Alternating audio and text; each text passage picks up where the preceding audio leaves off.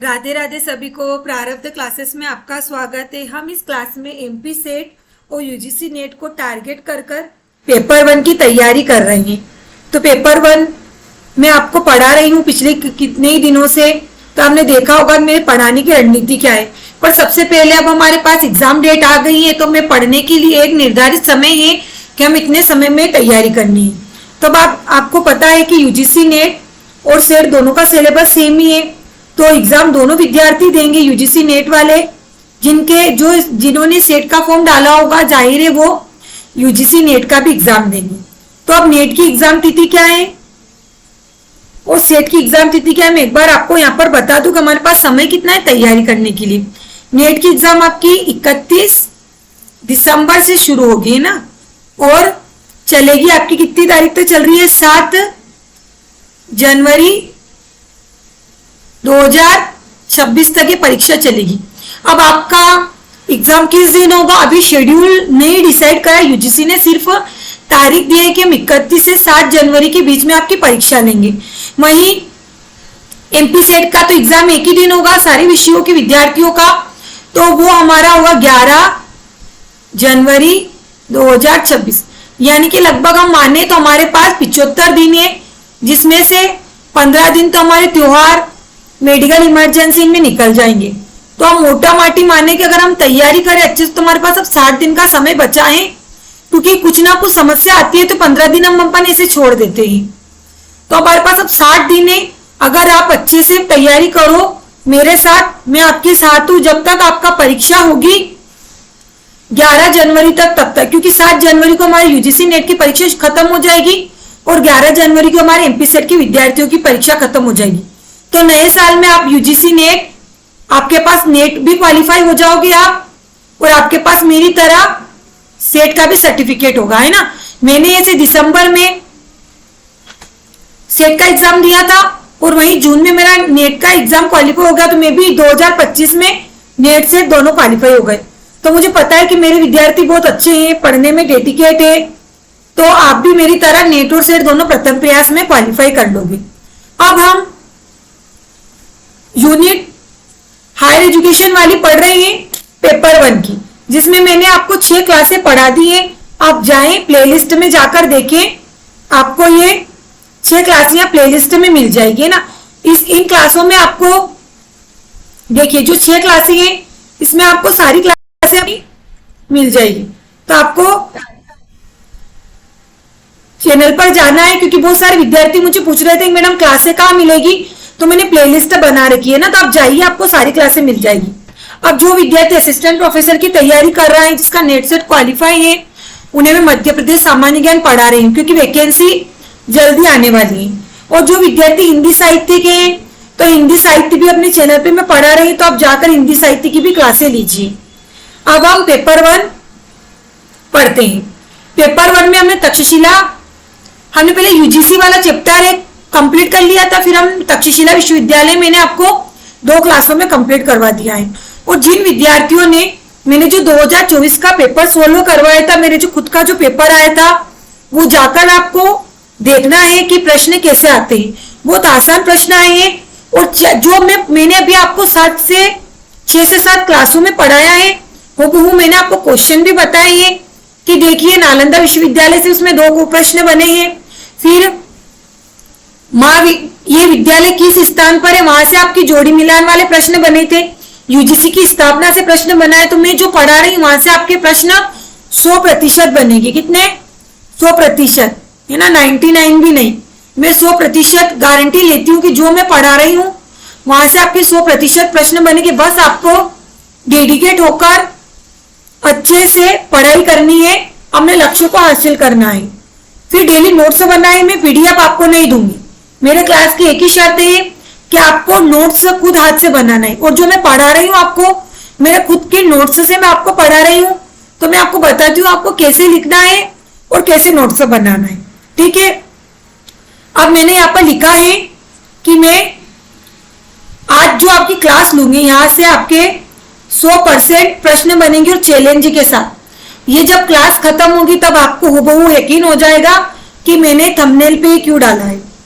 अब हम मजेदार ट्रिक के साथ डेली पढ़ रहे हैं, तक्षशिला पढ़ लिया है हमने, पर हम तक्षशिला का थोड़ा रिवीजन करेंगे ना, क्योंकि आपको पता है मैं पढ़ाने से पहले एक शॉर्ट रिवीजन अपनी क्लास में कराती हूँ। तो आप रिवाइज करें कि मैंने आपको क्या पढ़ाया 1 मिनट के लिए ना।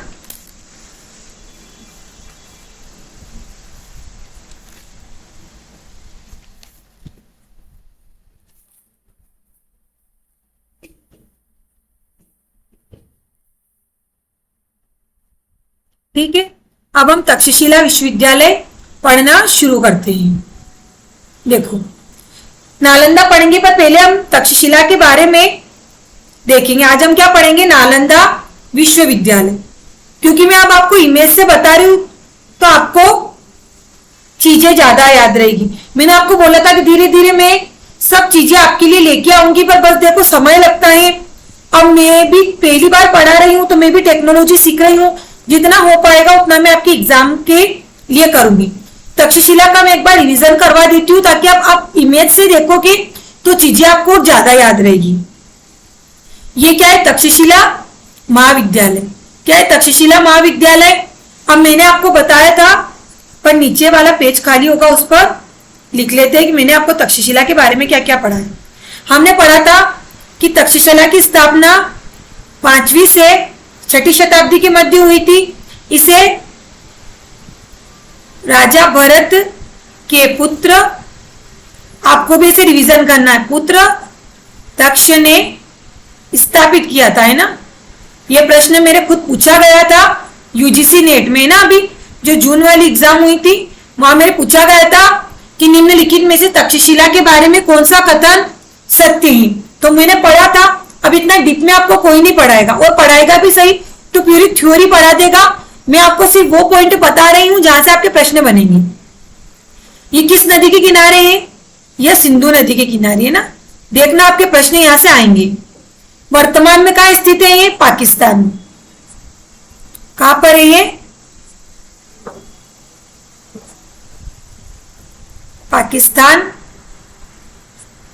पाकिस्तान में स्थित है।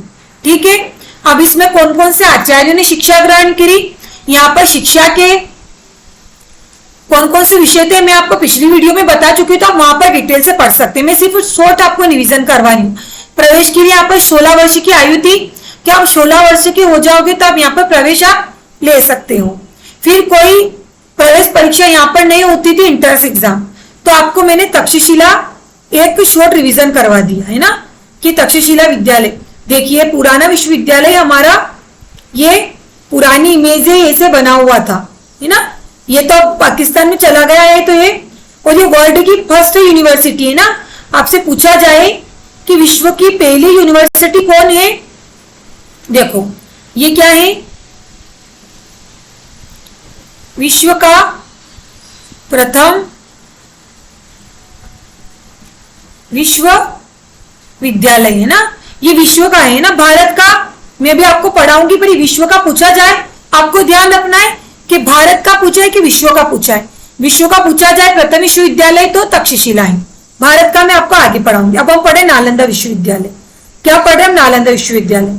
देखिए अभी तक्षशिला विश्वविद्यालय की इमेज है ना, आपको पता होना चाहिए कि कैसा दिखता है। अब इससे आपको क्या चीजें ज्यादा समय तक याद रहेगी। अब ये हमारा नालंदा विश्वविद्यालय कौन सा है? ये नालंदा विश्वविद्यालय। नालंदा विश्वविद्यालय है ना। कौन सा है ये? नालंदा।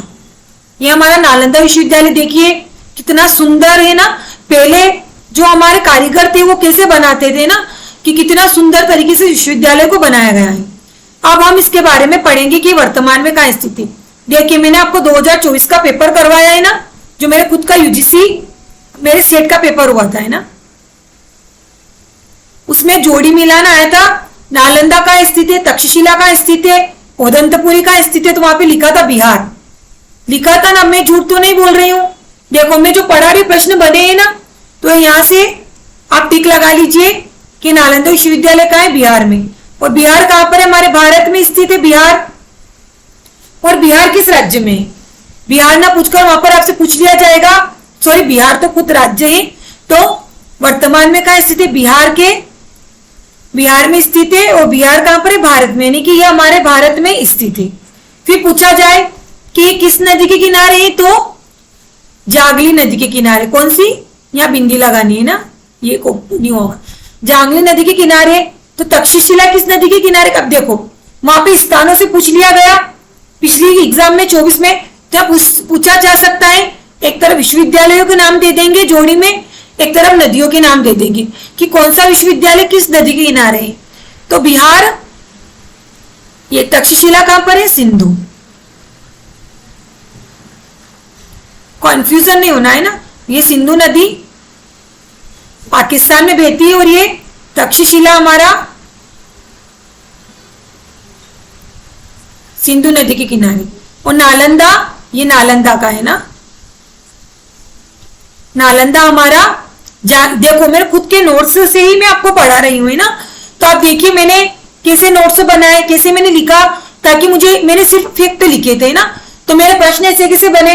अब मैं यहाँ पे थ्योरी, मेरे पास भी किताबें हैं, मैं चाहूं तो किताब का फोटो खींच के आपको या किताब पढ़ा दूं और आप पढ़ भी लोगे, पर क्या फायदा, वहां से प्रश्न नहीं बने। तो इसलिए मैं ऐसे पढ़ा रही हूँ कि आपके प्रश्न यहाँ से 100% बने। अब हमें समय याद होना चाहिए ना कि कौन सा विश्वविद्यालय कब स्थापित किया गया। तो नालंदा विश्वविद्यालय की स्थापना हुई थी 5वीं शताब्दी में या 427 DC में। कब हुई थी? 5वीं शताब्दी या 447 AD में इसे स्थापित किया गया था। समय याद होना चाहिए क्योंकि समय से प्रश्न आ सकता है।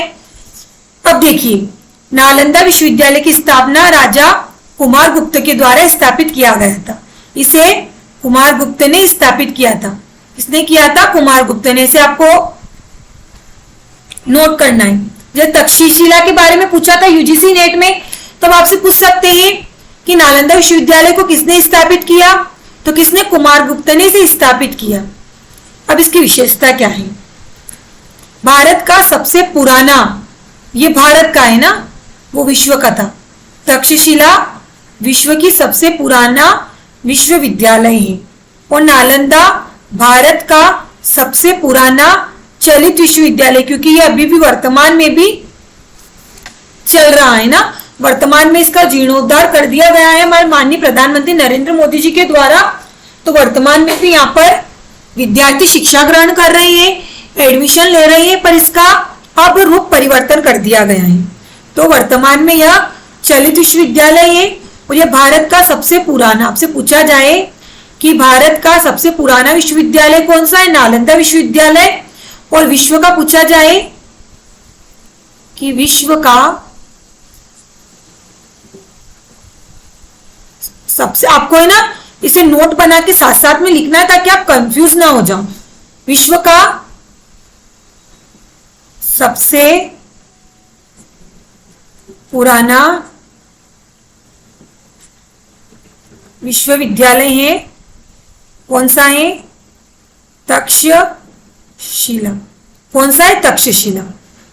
ठीक है, आपके डाउट में क्लास में क्लियर कर रही हूँ ना कि कहाँ आप कंफ्यूज हो सकते हो। नाम में कंफ्यूज नहीं होना है। यह कुमार गुप्त ने नालंदा को स्थापित किया था और तक्षशिला को, तक्ष ने ना, तक्षशिला में राजा का नाम छुपा हुआ है तक्ष, और नालंदा को कुमार गुप्त ने स्थापित किया था।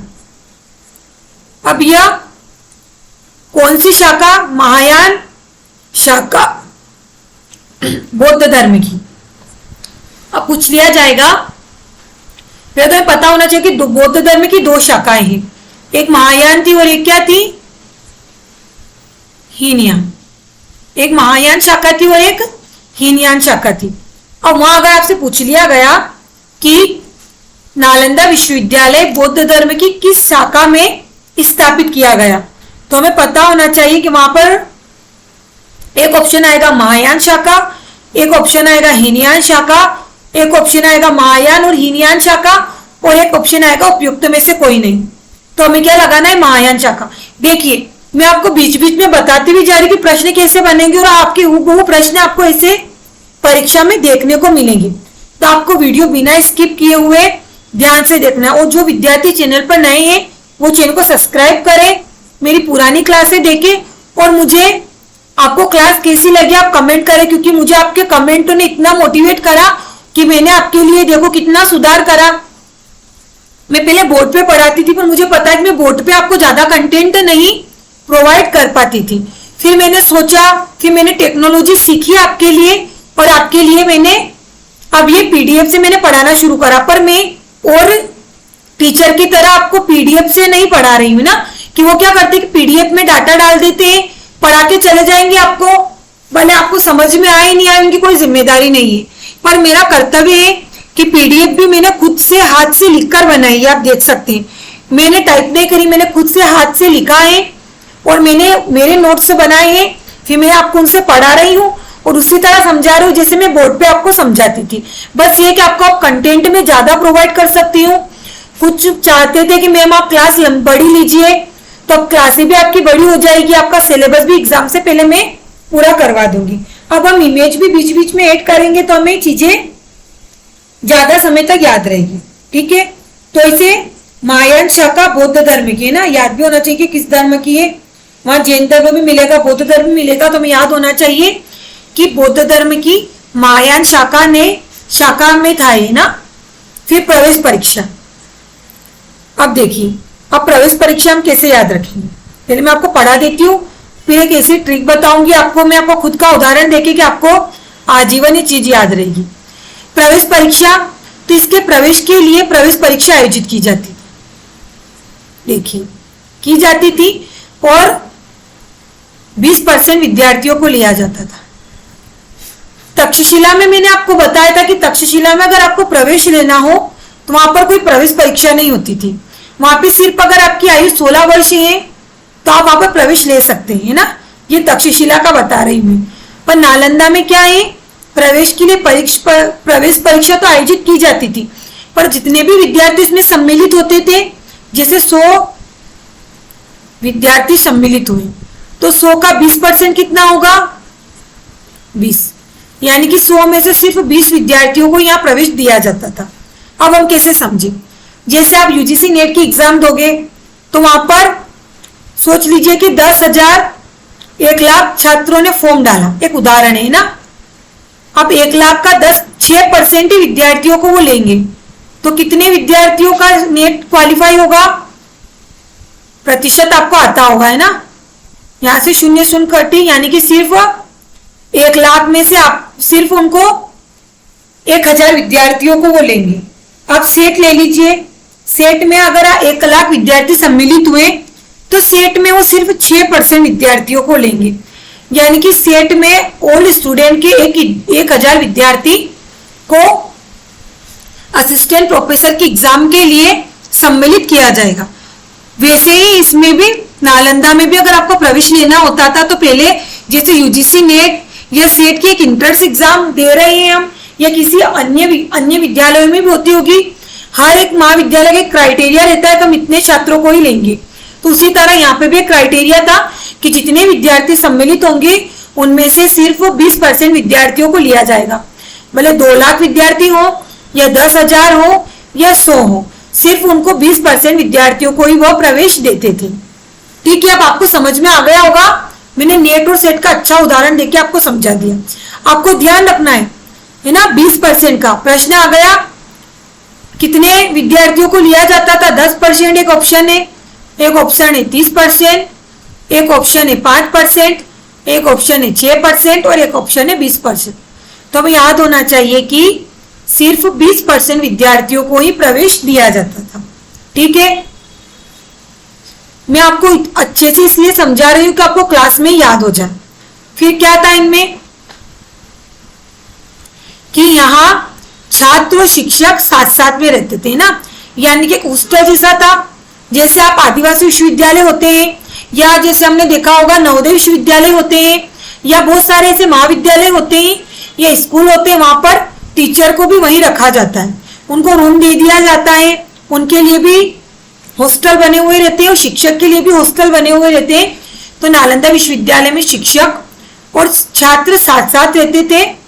ठीक है, तो यहाँ पर जैसे प्रश्न कैसे बनेगा आपका कि उपयुक्त में से नालंदा के बारे में कौन सी विकल्प सही है ना। कौन सा विकल्प असत्य है। ठीक है, अब मैं आपको यहाँ 4 विकल्प बता रही हूँ। एक विकल्प दिया है कि भारत का सबसे पुराना चलित विश्वविद्यालय है। एक ऑप्शन आया कि यह बौद्ध धर्म की हीनयान शाखा है ना, ध्यान रखना मैं क्या बोल रही हूँ, बौद्ध धर्म की हीनयान शाखा से संबंधित है। फिर एक आया कि प्रवेश के लिए 20% विद्यार्थियों को लिया जाता था और यहाँ पर छात्र शिक्षक साथ साथ रहते थे। तो कौन सा असत्य है ना, मैंने क्या बोला यहाँ पर हीनयान शाखा, तो हमें कौन सा असत्य करना है, हीनयान वाला, क्योंकि आपको पता होगा कि बौद्ध धर्म की महायान शाखा द्वारा इसे स्थापित किया गया है या महायान शाखा से संबंधित है। ऐसे प्रश्न बनेंगे आपके नेट में और सेट में, इसलिए मैं आपको वही चीजें बता रही हूं जहां से प्रश्न बनेंगे। अब ये कुमार गुप्त जी है जिन्होंने हमारे नालंदा विश्वविद्यालय को स्थापित किया है ना, ये नालंदा विश्वविद्यालय के फाउंडर है। विश्वविद्यालय की स्थापना की है ना, मैं फोटो इसलिए लाई हूं कि आपको याद रहे है ना। ये राजा क्या रहा, गोल्डन एरा, यानी कि जिस समय ये राजा थे और जिस समय नालंदा विश्वविद्यालय था उसे स्वर्ण युग कहा जाता है ना। जो नालंदा विश्वविद्यालय का जो समय था उसे क्या कहा जाता है, स्वर्ण युग, कुमार गुप्त के समय स्वर्ण युग। तो आप नोट कर लेना कि नालंदा विश्वविद्यालय के समय जो कुमार गुप्त थे, कुमार गुप्त द्वारा नालंदा विश्वविद्यालय की स्थापना की गई थी और उस समय को स्वर्ण युग कहा जाता है। अब तक्षशिला की स्थापना राजा तक्ष ने की, तक्षशिला में तक्ष छुपा हुआ है, और नालंदा की स्थापना करी है कुमार गुप्त ने। ठीक है, अब आपको इमेज से याद रहेगा बहुत लंबे समय तक, और मैं चाहती हूँ विद्यार्थी अच्छे से पढ़े और वो चीजों को ना भूले। अब सबसे इंपॉर्टेंट प्रश्न है ये, है ना, ये वाला।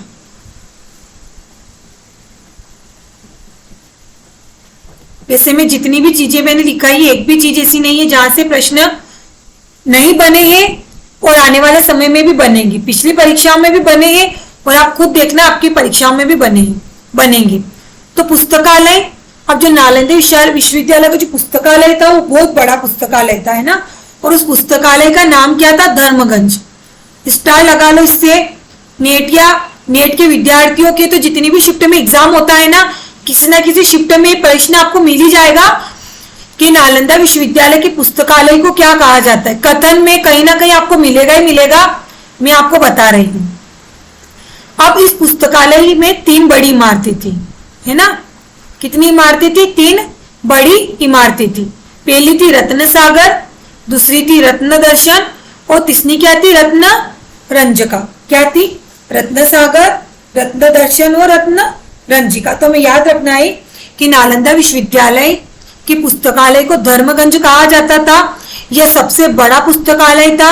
इसमें देखो कितनी बड़ी लाइब्रेरी होगी ये, कि इसमें 3 बड़ी इमारतें थी, है ना, बड़ी इमारतें थी वो भी, और तीनों का नाम भी अलग अलग रखा गया था, रत्न सागर, रत्न दर्शन और रत्न रंगा, रत्न रंजका।